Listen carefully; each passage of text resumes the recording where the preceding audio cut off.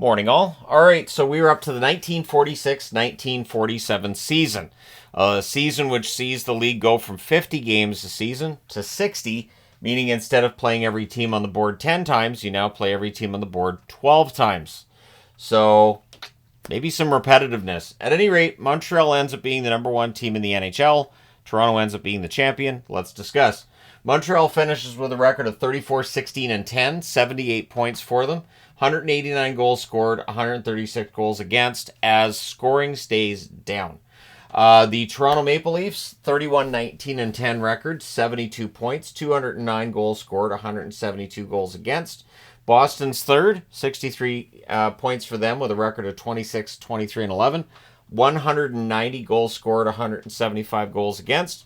Detroit, we're into the below 500 teams here, 22-27-11 for 55 points, 190 goals scored, same as Boston, but they allow 18 more goals, 193 goals against. For the Rangers, 22-32-6 record for 50 points, and you know what? That's better than they've been for the last, I think it's 4 seasons I've done in this playlist. So 167 goals scored, 186 goals against. Chicago is at the bottom of the board. 19-37-4 record, 42 points, 193 goals scored, 274 goals against. Your team captains that season for Montreal, Toe Blake. For Toronto, Sil Apps.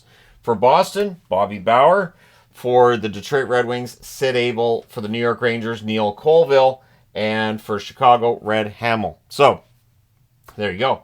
Clarence Campbell officially is named league president, and he has a nice long reign, and yeah, there's definitely some stuff to discuss. There is a video on the channel about Clarence Campbell as well. Dick Clapper plays what would be a record 20th season. It's also his final season in the National Hockey League. Frank Selke is pushed out of Toronto. There's a power struggle. Conn Smythe had gone overseas. Well, now he's back. So Frank Selke, who's been running Toronto, he's out. So Selke's like, all right, and he goes to run Montreal. Now, at the time, even though Montreal's a top team, financially they're struggling. So Frank Selke is a big part of the reason that Montreal turns that part of things around, and he would build the best dynasty, arguably, in the history of hockey in Montreal within the next decade. Conn Smythe moves out vets once he takes over the Leafs again, once that power struggle's done. He wants to bring in young players, and it works. Toronto definitely gets better here. March 16th of 1947, the Wings' Billy Taylor has a record of 7 assists in a 10-6 win over the Chicago Blackhawks. May 24th, 1946, the Toronto Maple Leafs sign Howie Meeker, who would go on to win the Calder that season. October 18th of 1946, Detroit signs Gordie Howe. So as Sid Howe retires, Gordie Howe comes in. Pretty sure they're not related to one another. And then Gordie Howe, after signing, in his first NHL game, he scores a goal in a 3-3 tie against Toronto. So Gordie Howe wastes no time putting his name on the score sheet. February 12th of 1947, Dick Clapper retires. He is the first player to be inducted immediately into the Hall of Fame. There's no waiting period, and Boston retires his number immediately as well. 20 years playing for one team will do that for a player, and being as good as he has been as well, right? March 8th of 1947, Turk Broda becomes the first Toronto goaltender to reach 200 wins as a Maple Leaf. And there's not a lot of goaltenders that have had 200 wins at Toronto. Not nearly as many as you would expect for how long they've been in the league. But that's how it is.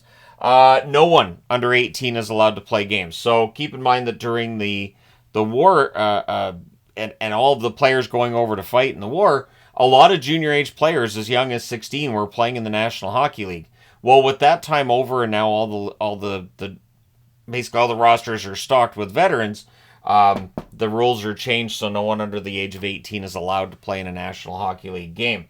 And hand gestures are added for referees when calling penalties. So up until then, hand gestures weren't a thing. The hand gestures are introduced for the 1946-1947 season. Also, the captaincy is officially denoted on jerseys, a C and an A being added. I do wonder if, when they brought that in, if people were kind of ticked off, like, no, that's going to clutter it. Why are we putting a letter? We know who the captain is. Why are you putting that on the front? Keep in mind, too, that we don't have names on the backs of jerseys, just the number. So, anyways, yeah, the C and the A are added. March 16th of 1947, a Rangers-Montreal game ends up with a brawl on the ice and in the stands. We're really into an era where there's a lot of fighting. Gordie Howe, in one of his first games, had a fight with Maurice Richard and beat him. And so Sid Abel, captain of Detroit, kind of taunts Maurice Richard. So Richard turns around and breaks his nose. So, yeah, that's how that works. And then the Rangers are the first NHL team to have their home games televised. So the Rangers ahead of the game there. The rest of the league would catch up soon after.